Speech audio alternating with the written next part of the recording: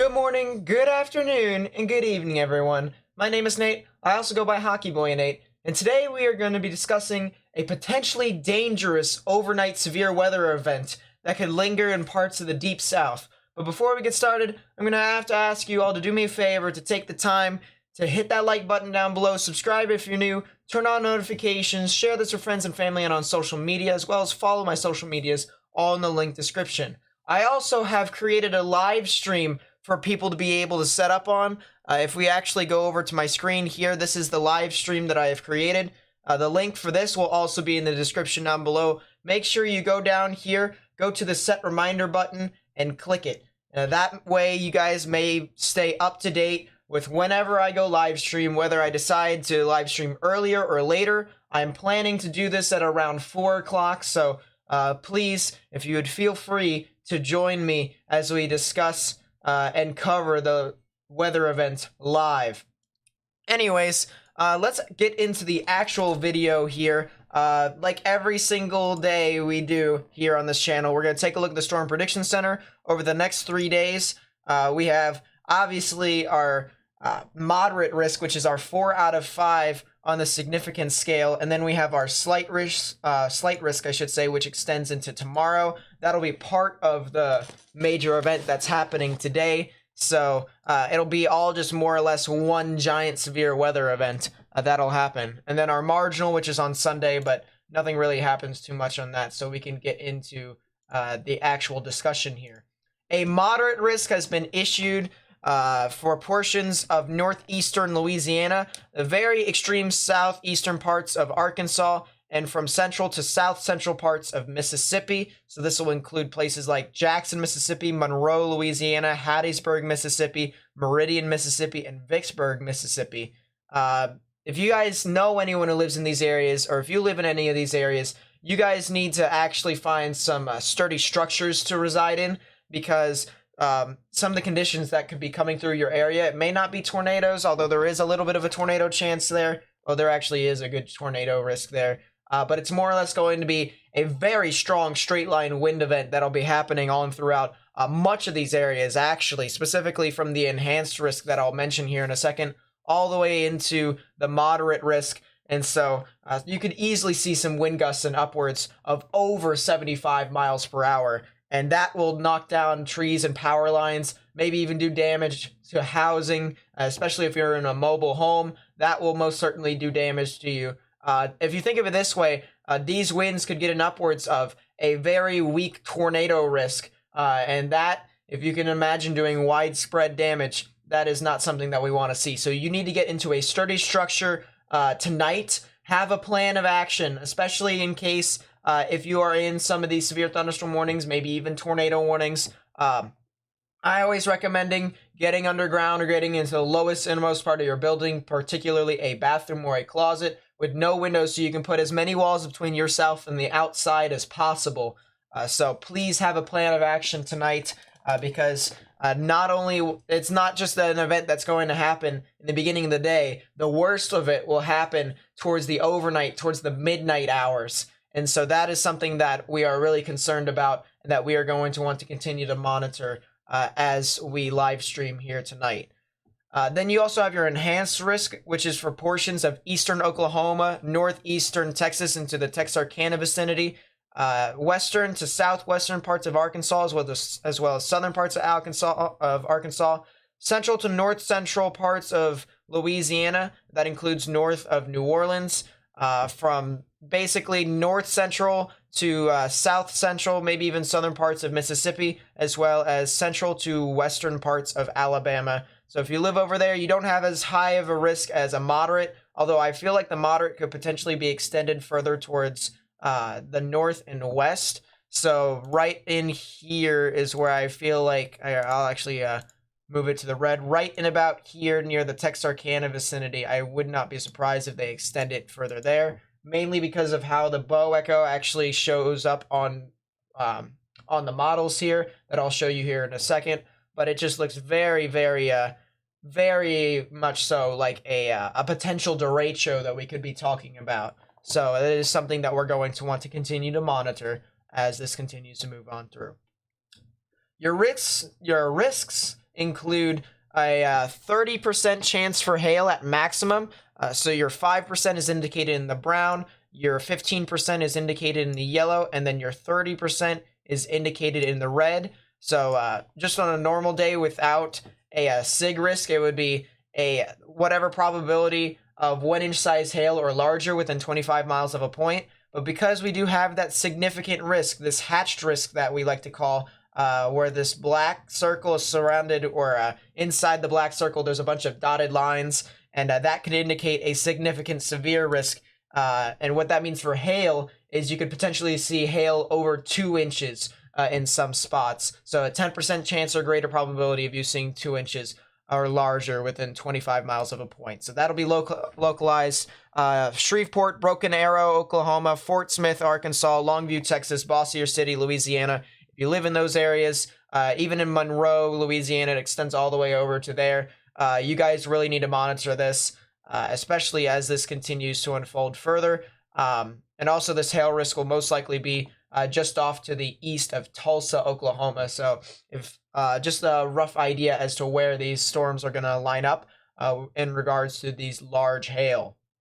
Then you also have your wind risk. This is the reason why it is a moderate at this time.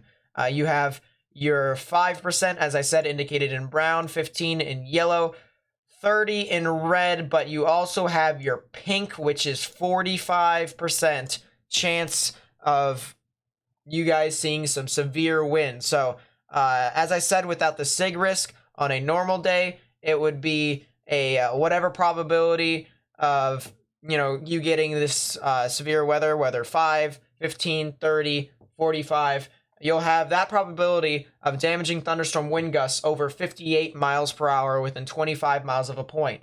But we also have that pesky SIG risk, that pesky hatched risk here that's localized over the 30 and 45% chance.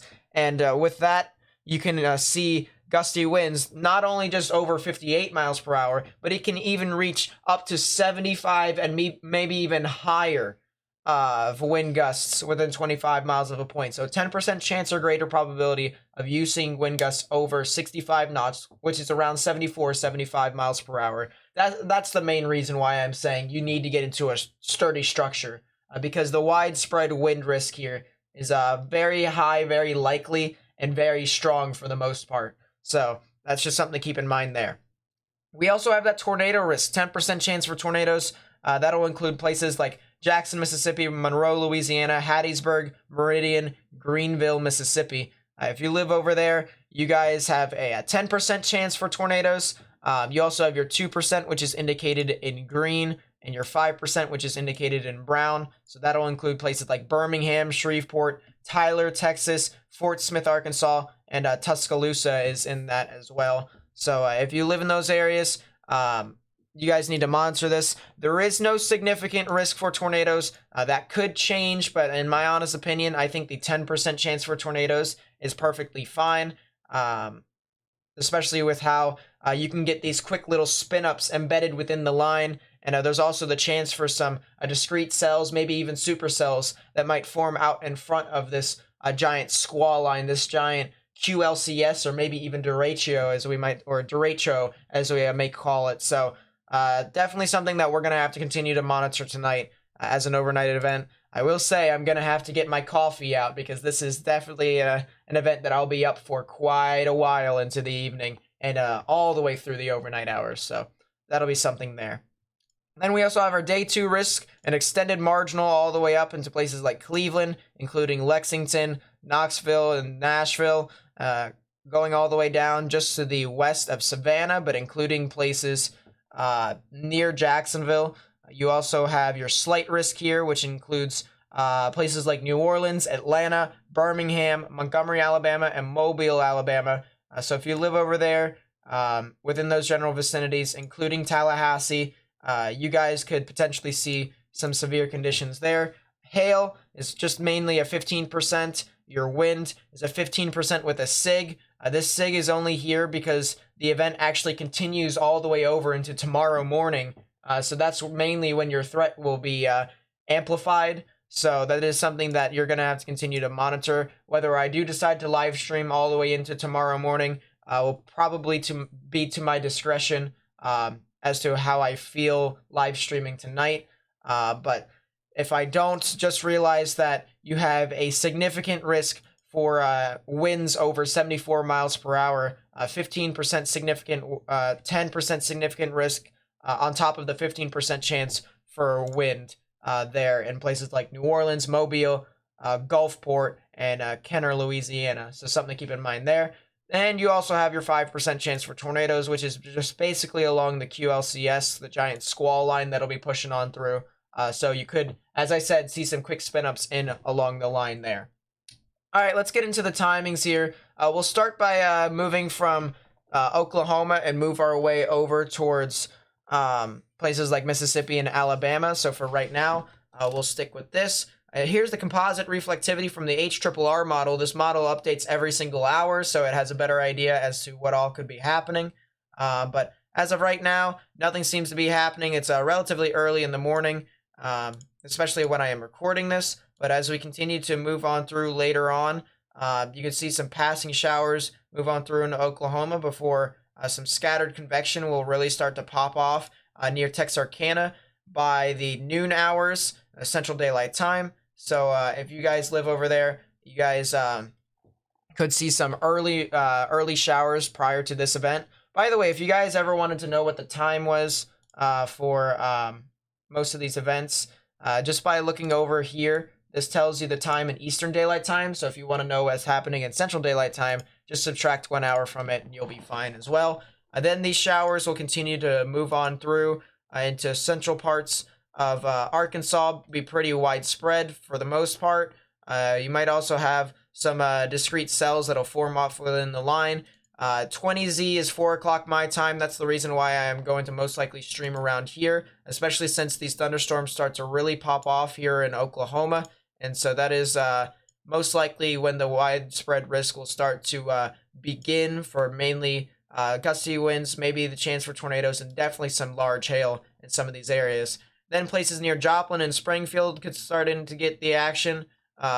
Near 4 o'clock hour Central Daylight Time, these storms will then start to push off past Pine Bluff towards the Memphis area at about 6 o'clock, and then more storms will begin to develop into places like northern Louisiana into Mississippi, as well as a bunch of storms forming across the central to east central parts of Oklahoma, into which that will consolidate into a line more or less, and then we'll start to push off. But you still have this widespread risk for some discrete cells to form out here in places like Alabama, Mississippi, and Louisiana. And this is right around the 7 o'clock, 8 o'clock hours here, all right? So this is officially overnight here. This is more or less, the confirmation that it's going to be an overnight event, and that this is most likely dangerous for some, because not only if some of these were relatively high precipitation based and you weren't able to see it to begin with, this is at night, and at night it's most of is pitch black, pitch dark, so you won't be able to see these storms, and it's all the more eerie in my opinion. So that's the reason why I say get into a sturdy structure, because you'd rather be safe than sorry in some of these instances. In my honest opinion, that's probably the best case scenario there if you do that. But then these lines start to really consolidate. You can actually see the squall line a lot more well defined here. You can also see the low pressure system with the swirling bands swirling from it. So right about here would be where the low pressure system, which is the instigator in this event. Low pressures generally create thunderstorms. Depending upon the strength of the thunderstorms, determined upon the conditions around it. But for the most part, low pressure systems, similar to hurricanes, tend to have thunderstorms surrounding around it. So the low pressure system continues to fire off this massive squall line. Still some scattered showers for the most part. Some could be severe, some could even be tornadic. That's the reason why there's a 10% chance for tornadoes within this general vicinity, because of these scattered storms. But look at this squall line. It starts to really intensify. You'll actually see it arc.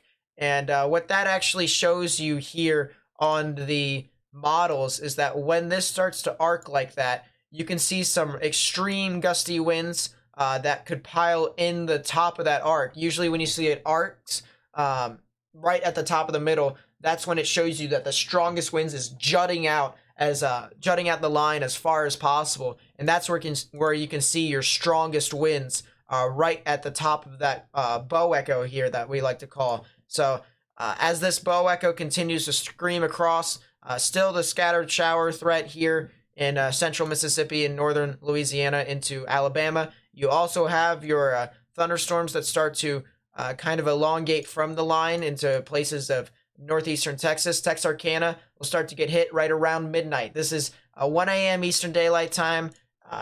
This will be midnight Central Daylight Time. And this is all the more reason why it's that dangerous, because this event will most likely be at its worst into the extreme overnight hours. That's how bad it most likely will be. So really something to monitor with this.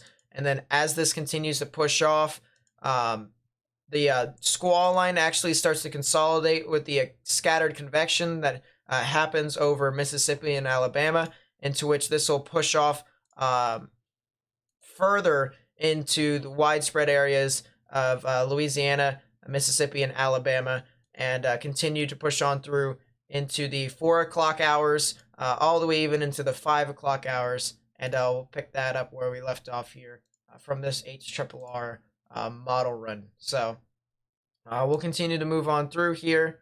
I want to take a look at the 60. There we go. That's perfect. So this is right about the 3 a.m. hours. This is a bit more in-depth look at the what's happening in Mississippi and Alabama. You can see more widespread convection here within these areas. And then the low pressure system continues to churn off the squall line. As you can remember what I was talking about with how this characteristic starts to bow, you can see that bowing characteristic with the strong gusty winds surging in behind this. And so this is definitely 100% a very strong wind risk with the chance of embedded tornadoes within this line. Sometimes you can even see that with any squall line, but you can potentially see some supercells within this line here for these storms. And so this will continue to push on through. New Orleans will possibly start to see this at around 6 a.m. tomorrow morning, moving through into places like Biloxi and Mobile at around 7 in the morning. So 6, 7 is when New Orleans and Mobile and Biloxi can start to get into this action. Birmingham will most likely start to see this at around 5 o'clock in the morning, and that'll continue to move on through as the squall line continues to progress. That's the reason also why you have that giant significant wind risk down towards the bottom of the deep south, because the squall line still continues all the way into the morning here on Saturday. And so this is really something that we'll have to monitor. The line, albeit much weaker, starts to get into the Atlanta vicinity at around 10 a.m. in the morning.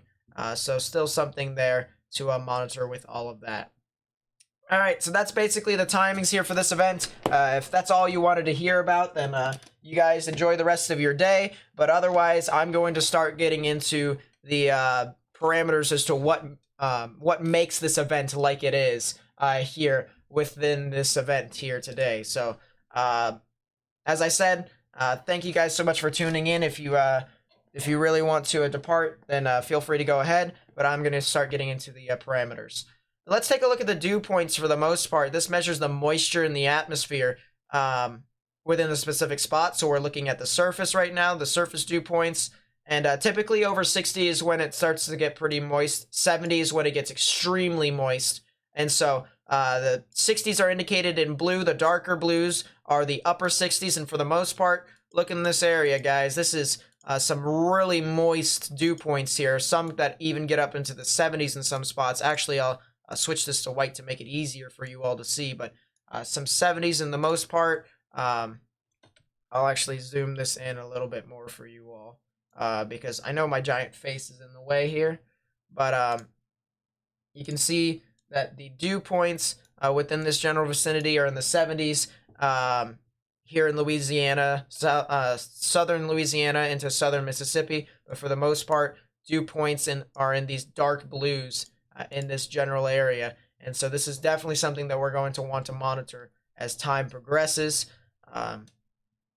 Next, we're going to want to take a look at our convective available potential energy. This basically banks off of of how much that moisture instability is in the atmosphere. So and the name and tails say what it is: convective available potential energy. It's the buoyant force in the atmosphere between warm air rising and cold air sinking. So the displacement between the two is convective available potential energy. The more CAPE you have, the more energy you typically have, the stronger the thunderstorms typically are. So typically you want over 2,000 joules per kilogram in order to consider these storms to be pretty strong in your forecast. And look at this, for the most part, indicated in yellow is 2,000 joules per kilogram. Indicated in much of this red is above 3,000 joules per kilogram. And you might even see some of these purples or pinks or purples within the line here. This actually indicates above 4,000 joules per kilogram. So this is definitely something to where we know that this event has a lot of energy, a lot of buoyancy within the atmosphere. And so this is already shaping up, just by us looking at it, as a high energy event. But you can't just run severe weather events alone with just energy, although you can if you have a lot of CAPE, but it would just be more or less a hail risk, which would explain the large hail, the 30% chance for hail, as well as the significant risk for hail in the areas of Oklahoma, Texas, Arkansas, and Louisiana. But you also need wind shear, and wind shear is what basically set things in motion in regards to where storms will go, as well as how intense they will be. So we'll take a look at the 500 millibar winds real quickly. This is a specific height in the atmosphere, and so it's actually right around, say, 6 kilometers, give or take. Maybe a little bit lower than 6 kilometers, maybe a little bit higher than 6 kilometers, but right around 6 kilometers up in the sky is where this level is at this time. So typically you want your wind shear at 500 millibars to be 40 to 45 knots in order for you to consider your storms to be pretty strong. Actually, one of the strongest tornadoes ever recorded actually formed under 45 knots of wind shear at 500 millibars. That was the El Reno tornado back in 2013 on May 31st. And so sure, that had a lot of energy with it, like 5,000, 6,000 joules per kilogram of CAPE. But this is still something to keep in mind, that even strong tornadoes can form under this weak shear. And what Dixie typically has for the giant tornado outbreaks is they typically have wind shear in upwards of the 80s and 90s. So nowhere near that amount here, according to the HRRR. As you can see, the wind shear for the most part stays within the, I'd say, 50s to 60s. I'd love to be able to see specifically, but it's actually not showing the specific amounts. There we go. Now it is. So 50s, maybe into the 60s in some spots, especially overnight, where you can see some wind shear that will actually climb up into the 60s and maybe even 65 knot general vicinity, which will be in a range of around 50 miles per hour all the way up into 70 to 75 miles per hour in some of those spots. So that's something to keep in mind with all of that. Now we're going to take a look at the worst case scenario indicator, other known as the significant tornado parameter. I basically just use this to indicate what the worst case scenario would be for tornadoes. The wind shear, the winds, we already know that it's going to be pretty significant because we saw that giant bow echo earlier, and I explained to you why that could contain a lot of very strong wind gusts. I explained how the hail actually works to an extent. I'll go a little bit more in depth with that here when we take these soundings. But the worst case scenario indicator here, other known as the significant tornado parameter, showing some tornadic activity here in southern Arkansas, or southwestern parts of Arkansas, southeastern parts of Oklahoma, northeastern parts of Texas, northwestern parts of Louisiana. And so let's take a sounding here right where the worst spot is, because as I said, we're going to want to see what the worst case scenario is. And let's dissect what a sounding basically is, what we're looking at here. So I separate this into a specific group. So your convection, your energy, so your CAPE, your wind shear, which will show you your hodograph as well as your shear values and your helicity values, and then your capping inversion, which will actually limit thunderstorms. So we'll get into that in a second. But we'll do the wind shear here first. Let's take a look at this. This is called a hodograph. You'll see this quite frequently on my live streams from now on, because this is I found a website to where I can actually see the National Weather Service weather balloon data. What the hodograph basically does is if you launch a weather balloon and you track it from, say, your house right here, your weather station or whatever, you'll actually see that your weather balloon will go further and further away from your house because of the wind speeds and the wind directions. So you'll see that it actually heads north, and then it curls off to the east, curls off north again, but then it curls off to the south and east before it makes an abrupt turn towards the west, goes back south again, and that's where it ends up popping at its height. So this is your this actually tells you the wind direction and the wind speed with height indicated with these numbers here. So you can see 0, 1, 2, 3, 4, 5, 6, and yada yada. That indicates how high up it is in the atmosphere with those numbers based off of kilometers. So it goes in increments, I should say, of kilometers. So the one thing that we're going to want to look for is the 0 to 3 kilometers, this red line right here. And if it curls off to the right, then it shows that you have some general spin in the atmosphere, and it also shows you the general characteristic as to what your thunderstorms could look like. So if you think of how a thunderstorm, a tornadic thunderstorm creates this kind of hook with a debris ball and stuff like that, you can see that with a hodograph, it actually does something very similar. And so this is what can show us what those thunderstorms actually look like in some of these instances. So because this hodograph is curling off to the right, this is indicative that we could have some tornadic potential here with your inflow notch that could be seeping in through. This is going to be a little bit more high precipitation based, even though it won't really matter because it's going to be in the middle of the night anyways, but still something to keep in mind with all these storms. Now we're going to get into our energy. You can see right here your dew point is 67, your regular temperature is 72. High dew points, you also have a little bit of a spike here in your dew points here at around 900 millibars. So that's about half a kilometer up in the sky. So that can indicate some very large hail within some of those areas.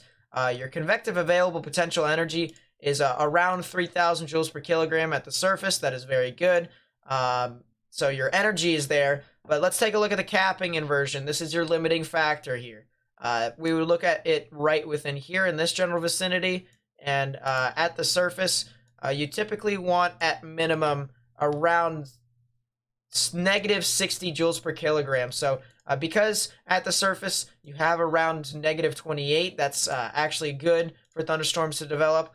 Your mixing layer is a bit of an issue because it's negative 172. So I'm not exactly sure if this thunderstorm may develop or not. I'm more inclining it to believe so that it is, mainly because there's not a lot of capping inversion towards the surface, so thunderstorms might actually explode and explode rather rapidly. So we have something there that could indicate that we might have a strong storm on our hands, but this is still has a lot of that capping inversion there, so it might just limit it to more or less a gusty wind threat and a large hail threat rather than a tornadic threat. This other thing here that we look at is called lapse rates. This is for hail. So if you know that you're going to get some stuff for the most part, then this is your updraft characteristic here, specifically for hail. And so the higher the lapse rates are, so typically above 7 or 6.5 at the bare minimum, typically the larger, the more sporadic the hail will be. So on top of the amount of energy that we have here, we also have some decently moderate lapse rates here. Most above 7, maybe even 7.5 in some areas. So this is something to keep in mind to watch out for as this continues to move on through. That's the reason why you have your significant risk for hail localized in the areas that I have mentioned before. So all the more reason why you need to stay indoors. Another thing to mention too is that if you have any pets, I would highly recommend bringing them indoors, mainly because of the sheer magnitude of this event, whether it is hail, whether it is gusty winds, maybe even the chance for tornadoes. I would not risk that your pets could get injured from this event here today, especially since hail could be large enough to maybe even break potential housing like dog houses and stuff like that for them, and maybe even the gusty winds can blow over dog houses. We actually had a severe weather event on Wednesday, I believe it was, where there was multiple instances of some backyard appliances such as dog houses, trampolines, and stuff like that. They actually got blown over, and so I just highly recommend that you bring your pets in and not take the risk there. And then as we continue further on later on in the evening, you can see the worst case scenario indicator actually gets a lot worse. So let's take a look at this here. Your capping inversion is a lot worse. Your hodograph is still curling off to the right, so your issue's not there. Your cape is still pretty good. It's above 2,000 joules per kilogram, so that's good. Your capping inversion is relatively weak, though, so that's something to keep in mind as well. If I ever find a decent tornadic hodograph here, then I'll be able to show you what I look for tornadoes. But I don't really see a whole lot right now, so I'll continue to just kind of search through here. Let's take a sounding here in eastern Texas. This sounding seems to be elevated because you can see the developing parcel line. This dotted line right here is the path in which the thunderstorm would take as it ascends with height. Same thing with your red line being your temperature, except that's just your regular temperature, and your dew points are your green line here. Typically, you would want this white dotted line to start near the 0 kilometer region, but if we draw a line here from 0 kilometers, you can actually see that it starts above that 0 kilometer line, and so that could indicate some elevated storms that would not be favorable for tornadoes. This yellow dotted line isn't really as important. We more or less want to look at the white dotted line. So that's something to keep in mind there. So some elevated storms that can produce some large hail for the most part. As I said, your energy is not an issue. Your lapse rates at surface to 3 kilometer is, I will say that much. But for the most part, you can see some large hail here from this storm and some gusty winds. If this wasn't as elevated, then we would take a look at this shear afterwards. So down here, we would take a look at these three numbers for beginners. EHI is actually pretty good, my goodness. Storm relative helicity from surface to 1 kilometer, as well as our shear from surface to 1 kilometer and surface to 3 kilometers. So our storm relative helicity at surface to 1 kilometer is at 309. That's pretty good. You typically want that to be over 200 in order to consider tornadoes. I actually prioritize this a little bit more than the other two values, but still something there that we need to monitor. And then your shear values from surface to 1 kilometer is pretty good. It's at 28. Typically you want it above like around 20, 25-ish. So right around there is pretty good. And then your surface to 3 kilometers, 43 knots, which is also pretty good. You typically would want that to be above the mid to upper 30s. So it's in the 40s. And that tells you something right there. So that's something to keep in mind with all of that. But still elevated sounding for the most part. So we'll just have to continue to monitor that one. Another thing here to note is that this actually is a tornadic hodograph here. Not as tornadic as you particularly would like it to be. Your critical angle is near 90 with it being at 102. So that's something to monitor there. No capping inversion, a lot of cape. Your lapse rates at surface of 3 kilometer is decent enough to sustain thunderstorms. And your 3 to 6 kilometer lapse rates are actually in the 8s, so you could definitely see some large hail there in eastern Oklahoma. 100% would not be surprised with that. Your actually take a look at your shear values here. So surface to 1 kilometer helicity is 231, above 200, so you could have something tornadic over there. You also have shear that's in upwards of 24, and the surface to 1 kilometer, that's around normal. And surface to 3 kilometers, 36, so that's around normal as well. So you have a tornadic hodograph right here with these storms. Last thing that we'll look at before we sign off here for the day, before we go back to sleep to get ready for the event later on tonight, is we're going to take a sounding or a couple soundings near the event, the areas near the 10% chance for tornadoes. we'll take a sounding right about here.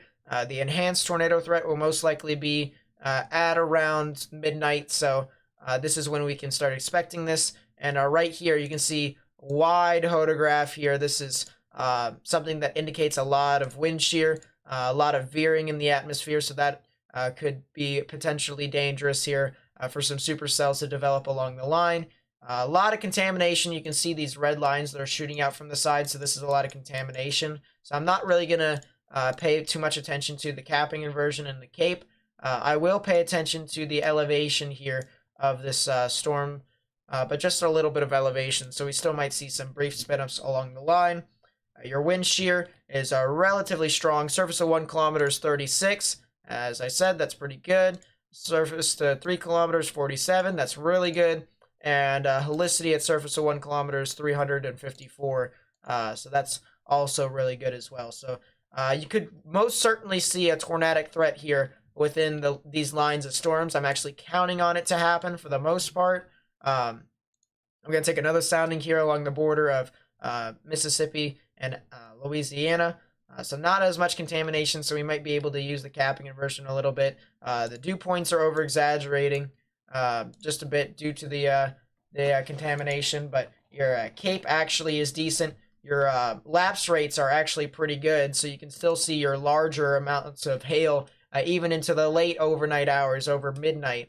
The only thing that lacks a little bit is the surface of 3 kilometer, but the 3 to 6 kilometer definitely makes up for it for the most part, in my opinion, if Cape can actually get up that high. So that is something that we're going to have to monitor with this event, that a widespread tornado event could happen later on towards the midnight hours. A widespread, very much so widespread and very strong severe weather event could most likely happen as well during that time, and a large hail event could happen earlier on in the day into places like Oklahoma, Texas, Arkansas, and Louisiana. So that's going to be it for me. If you guys did enjoy the video, please be sure to leave a like. Share this with friends and family and on social media. We need to get the word out. By liking the video, you actually make it so that this gets on YouTube's algorithm, and it actually tells YouTube that more people want to watch this content, whether they like it or they just want to get information out. So by liking the video, you actually help me by doing that, as well as subscribe if you're new and turn on notifications, because I do videos like this every single morning. I do a general overview as to when these storms will move on through, and then what the conditions are afterwards on a very, very small scale, well, a wide scale, just by me telling people what the conditions are. But I do it on a very molecular level for the most part. I love, not exactly molecular, but you get my point. I talk about it very much so in depth. So if you guys like more stuff like this, please be sure to subscribe, turn on notifications, and make sure you get onto my live stream here. Remember, go over here, hit the set reminder button, and make sure you are ready for whenever I do live stream, because we will be covering this basically much of the evening into the overnight, maybe even into the early morning hours tomorrow morning. So we will be there to cover for you as usual. Follow me on social media and stuff like that. This will be the last thing, and that'll be it for me. My name is Nate. I also go by Hockey Boy Nate. I'll catch you in the next video. Peace.